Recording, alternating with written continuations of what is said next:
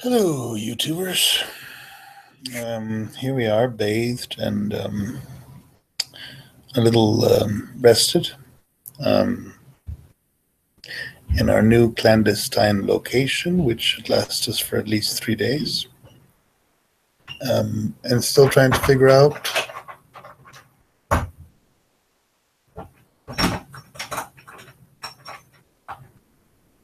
think somebody forgot something.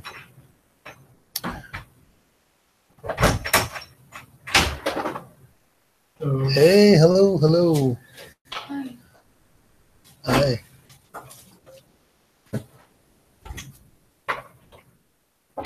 How's your day? Good? Awesome. Awesome, nice. Awesome.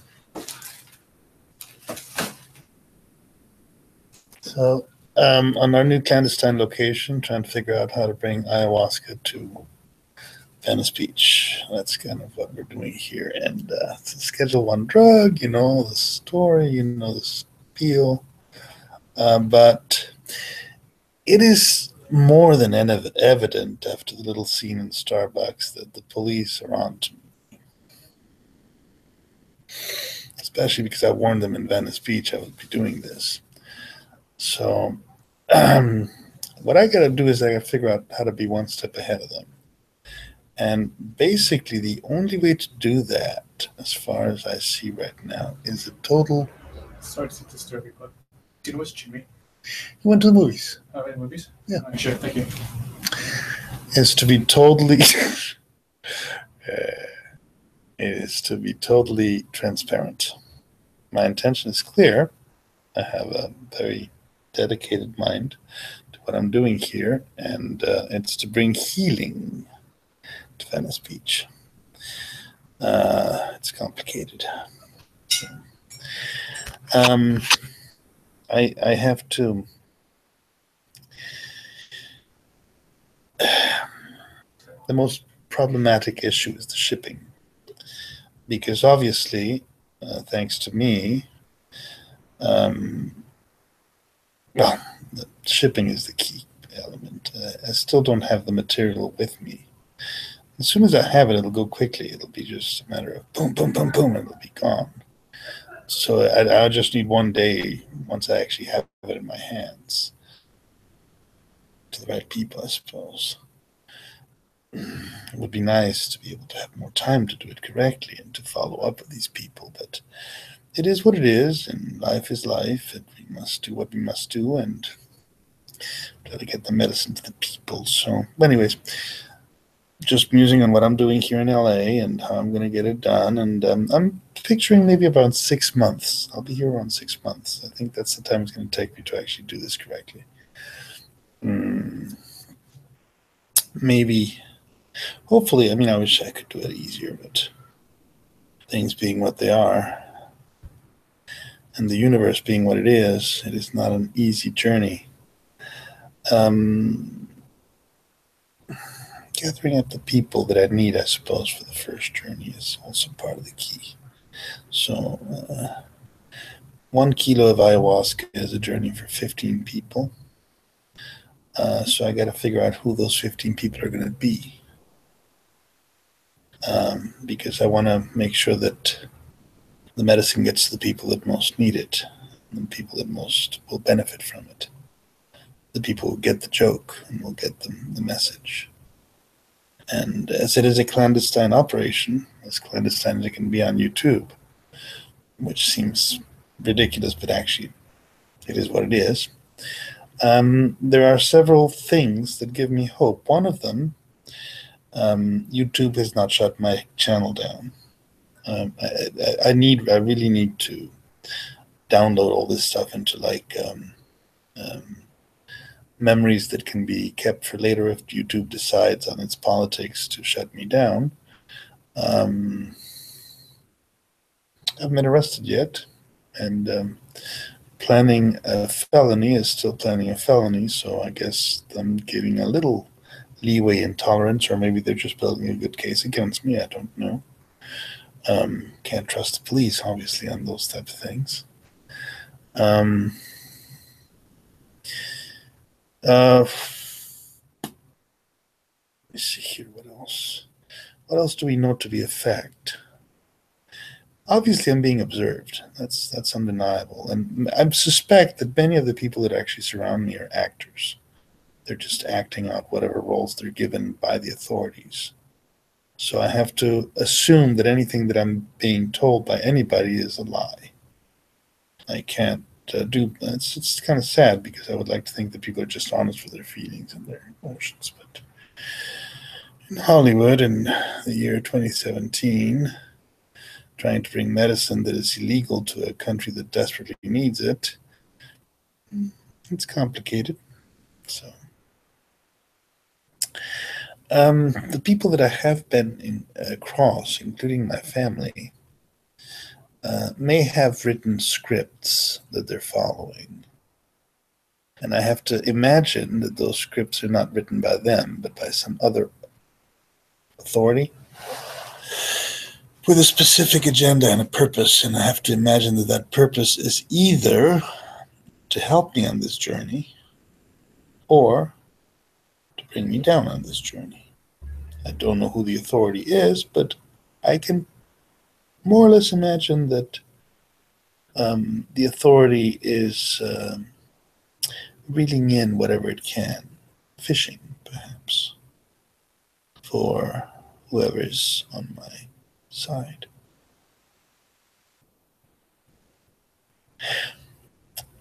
I met John McCain dressed as a Bedouin. I was naked at the time. We were at the Burning Man in 4 years ago, 5 years ago. And as I knew it was John McCain, and I had no intention to deny any information that was necessary for us to be clear on what was going on, I asked him, well, what about the Mexican invasion of the United States? And he said, wait. And I felt from him a profound and tranquility, like he was actually speaking from the heart. He was not speaking being coerced by it or being, he was just being truthful. He just was, saying from the truth. After a while, you get a sense of who's telling the truth and who's lying to you, especially in the shamanic path. I mean, you drink ayahuasca enough, you able to tell who's kind of like not being honest to you, including yourself, because many times we're dishonest to ourselves, right? I'm the champion of that.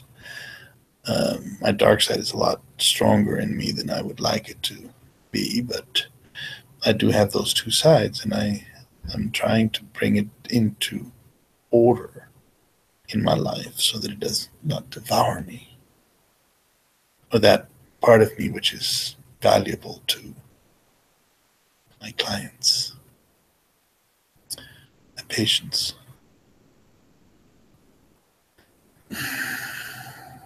And it always boils down to the same thing. This enormous, gigantic, motherfucking ego, which is kind of hard to get under wraps once you actually start on the path.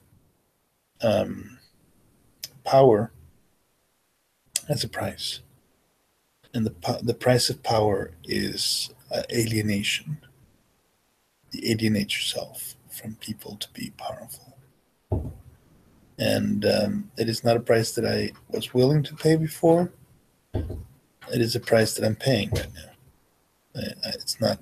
It's happened. I can't really stop it because it is what is happening. It is reality. Being real to myself. So I could renounce power, but that would probably mean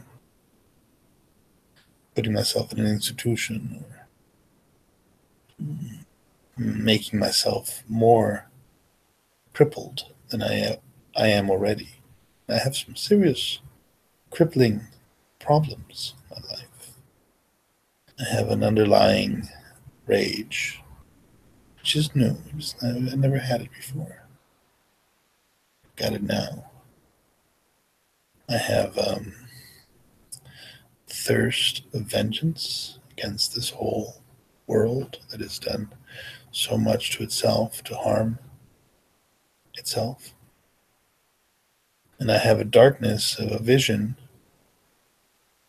that comes from a profoundly dark place. I recognize all that in myself. I would be dishonest to not see it.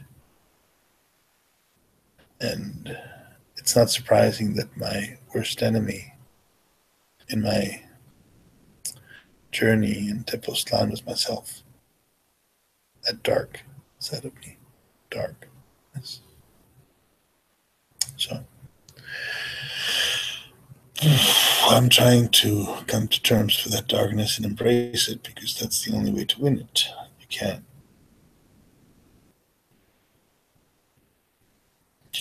beat hate with hate.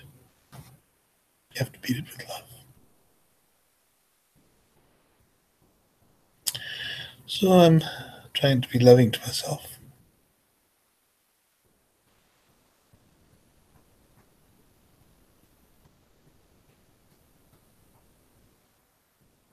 And I say trying because I don't know how to do that. I'm still not clear on how to embrace my own darkness. That clarity evades me.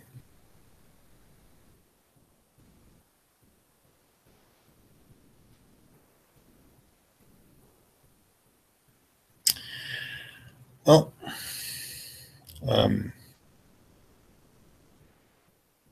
nobody's watching this today. It's cool. It's cool. Well, I thought I should just mention that oblivion and destruction of myself and everything I love comes from within me, not from without me. It is something I pray for. And I pray for it because fundamentally I'm flawed. I'm flawed in some aspect of my being over which I have no control over. I've asked Jesus for guidance in the form of a woman that can be with me and bring my darkness under wraps. Let's see if Jesus is up to the task. And why did I ask Jesus for that? Well, because I am a black magician, a conscious black magician. I would be dishonest to be other things. One thing I'm not is dishonest.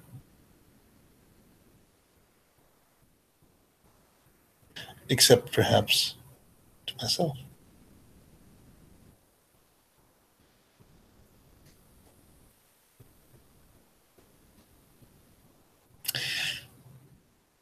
The great jihad is within. And this is where I'm fighting it. What happens outside is just irrelevant. It's just a little jihad. It doesn't really affect me that much. It doesn't really penetrate my armor or my strength or my magic. What does penetrate that armor and that strength and that magic is my own great jihad, which is the one where I'm trying to figure out how to vanquish my own darkness. What benefit a man that gained the whole world if he's not master of himself, over himself? So, what is my darkness?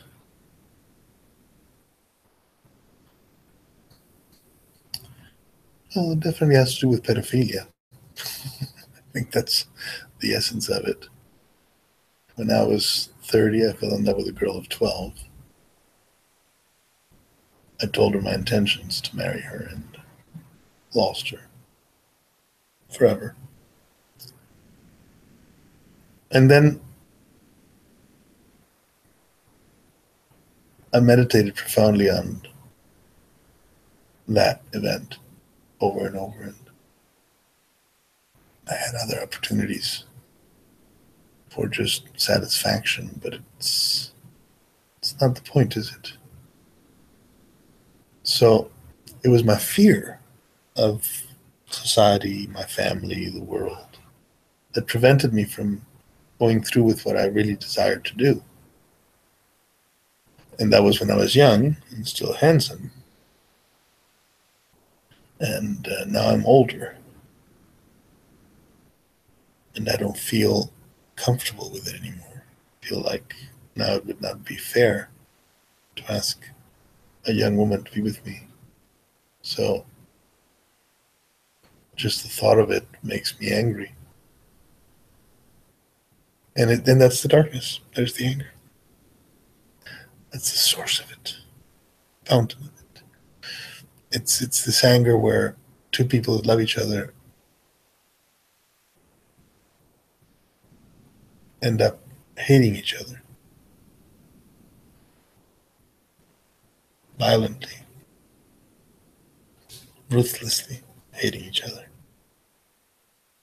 Not because of the original sentiment, but because of the betrayal of one of them, in this case myself, of the other.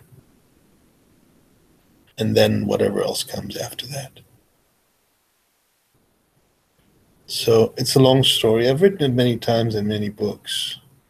They're all available on Amazon if you want to see them or read them, or you have an interest in what it is that I'm doing here with myself.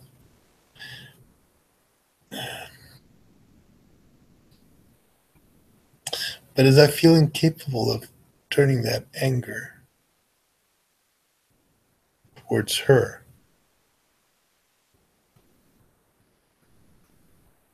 I bring it back to me because it is my anger, and I have no control over it. I'm definitely, literally vanquished by it. It is the anger of lack of love, of feeling unloved.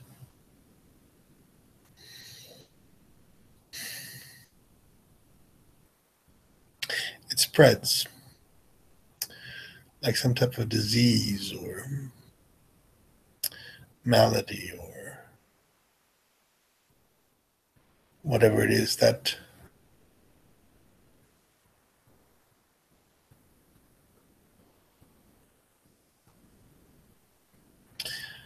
lack of love spreads until it touches every heart around me. And then it's replaced by rage. A profound burning sensation that all I really want is oblivion.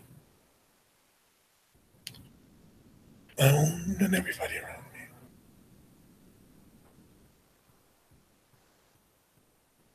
A kind of, a kind of giving a damn for everyone and for everything.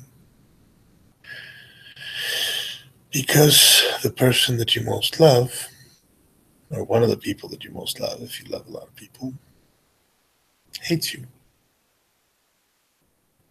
And you recognize their hate towards you. And you are responsible for that hate. You are at fault for that hate.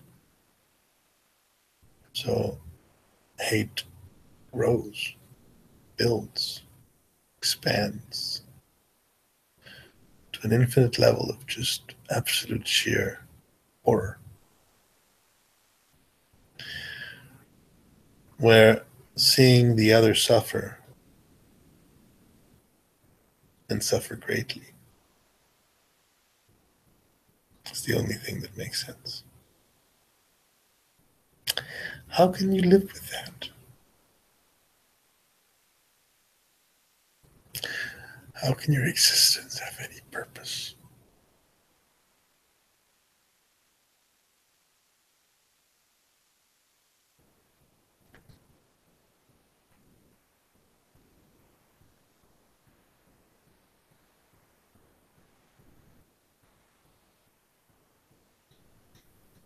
And it all begins with love. Perhaps inappropriate love. Perhaps a love that is not as it should be by our society's standards. But with no doubt about it, love has turned to hate. Now that which I have to give the world is hate. Eros has been vanquished by Thanatos. The desire to love has been vanquished by the desire to die.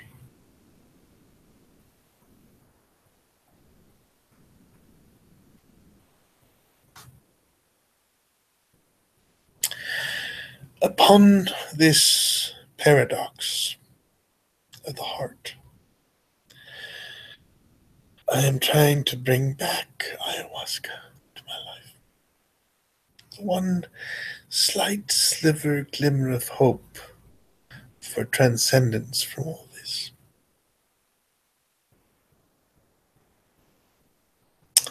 Complicated.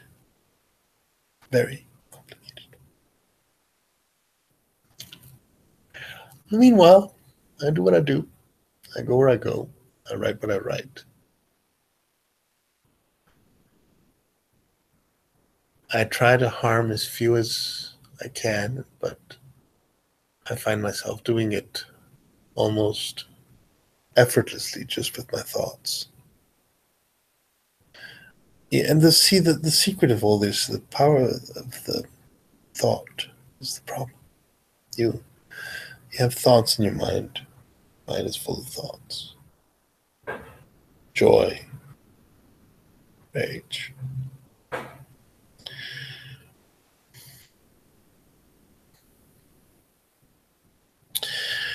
And your mind creates reality around you. The mind creates your reality. Your mind creates your reality. My mind creates my reality. Whatever is happening around me is a product of my mind, my consciousness.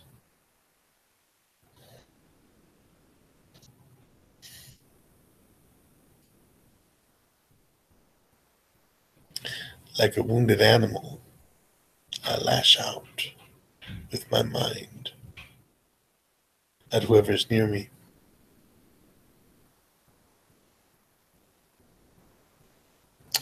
And with each lashing, with each attack of my mind,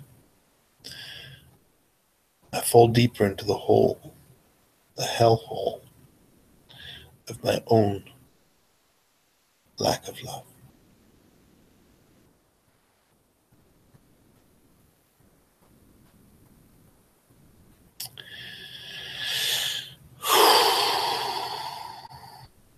I need medicine to heal my heart.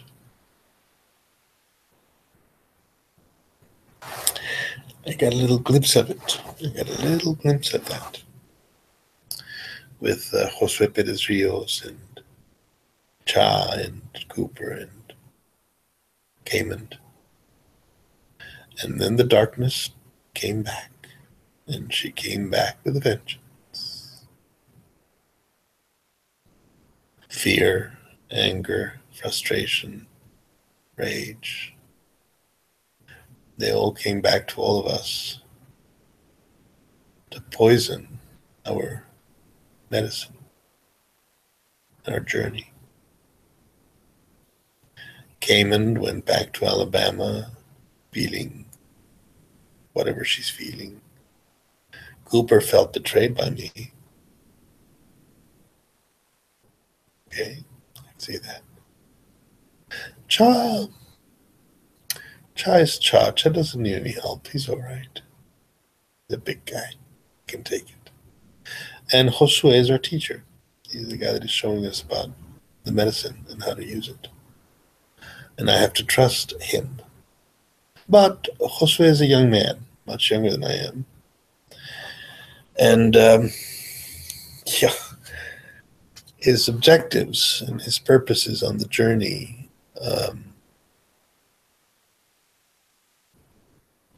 in my mother's estimation were rushed. He should have stayed the course in Valle Bravo instead of going to Mexico City and continued with my healing. And instead of that, he went off to the fancy hotels and the fun stuff. What do I know? What do I know? I'm not the shaman. Josue is the shaman. I'm the shaman's apprentice. I'm the fellow that is trying to learn from Josue how to cook and drink ayahuasca.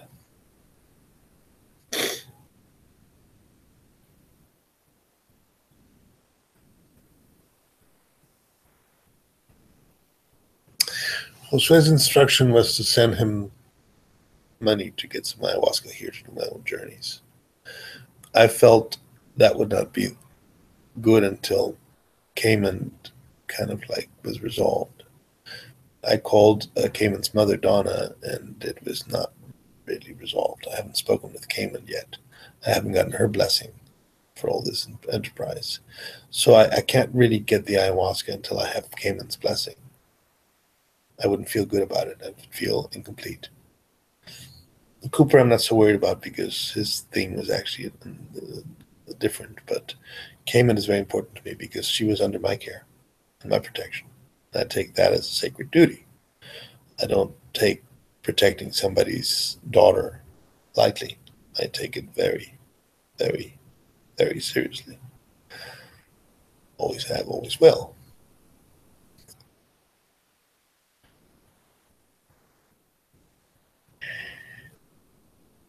And I failed her somehow. Failed her in this journey. So I need to do something about it. Need to fix it. At least bring her some justice.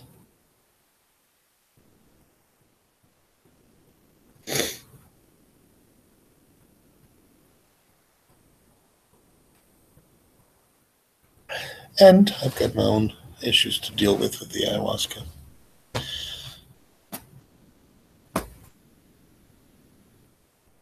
So, well, folks, that's what I'm doing. That's what I'm up to. That's what's going on here.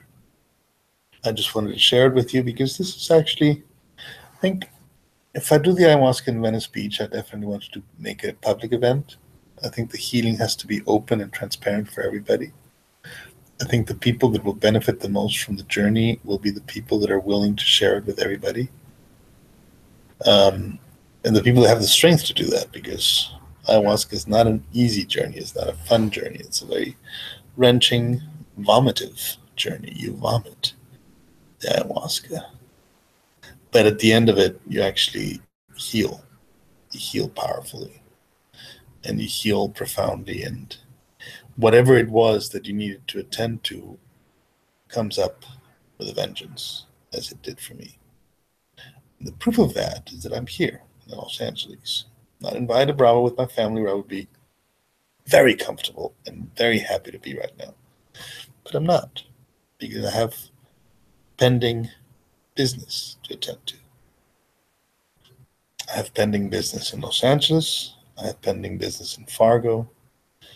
I have pending business in Alabama. I have pending business in Santa Fe.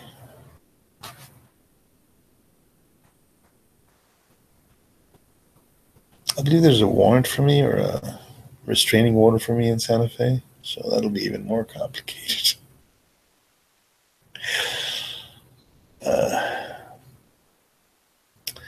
But I'm chaotic.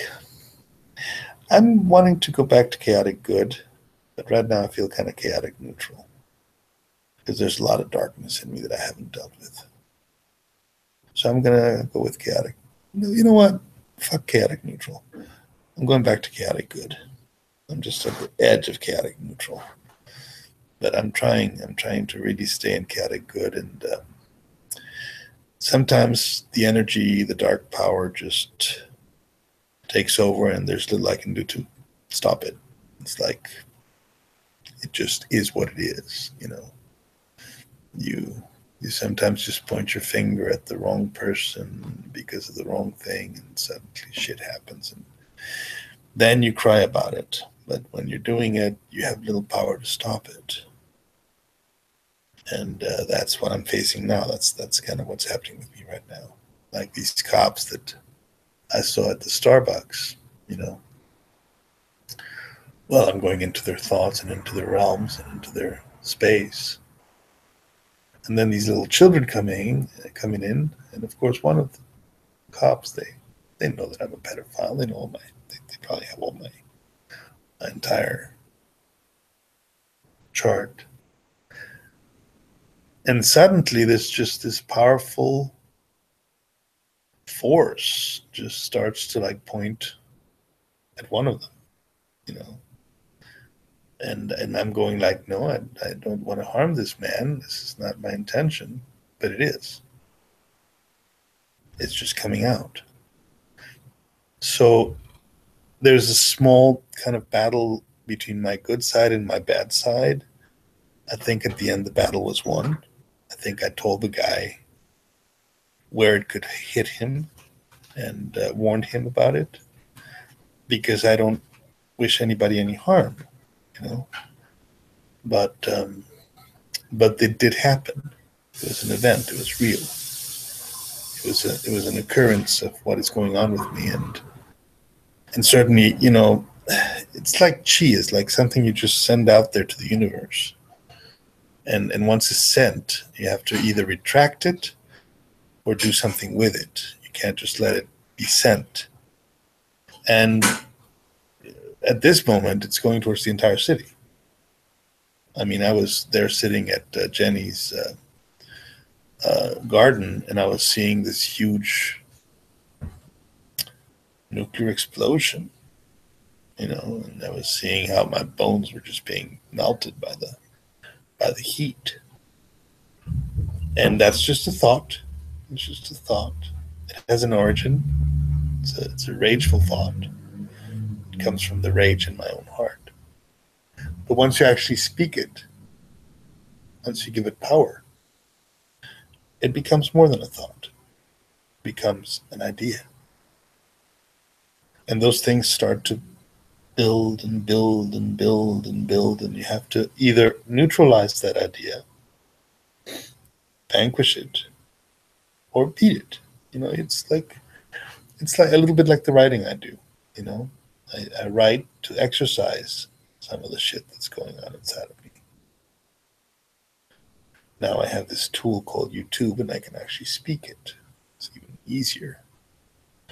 Although I still like writing. So a nuclear bomb in Los Angeles doesn't seem so far off right now. There's still that somewhere happening in some universe of my understanding and of my third eye.